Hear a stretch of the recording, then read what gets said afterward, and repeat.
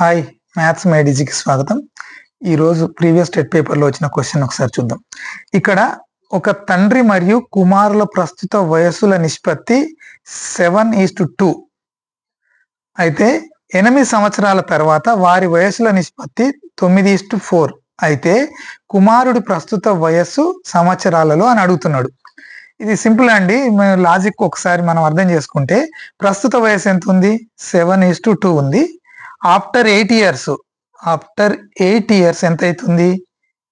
9:4 అవుతుంది. ఇప్పుడు ప్రస్తుత వయసు మనం ఏమనుకుందాము? 7x అనుకుందాం తండ్రిది, ప్లస్ 8 ఇయర్స్. కుమారుడిది ఎంత? 2x plus 8 years. After 8 years ఎంత అవుతుంది? 9:4 9/4. దీన్ని క్రాస్ మల్టిప్లై చేసుకోవాలి. 4 into 7x plus 8 is equal to 9 into 2x plus 8. So ఇప్పుడు 4 ఏళ్ళు 28x ప్లస్ 4 ఎంబుల 32, 9 2 18x ప్లస్ 9 ఎంబుల 72.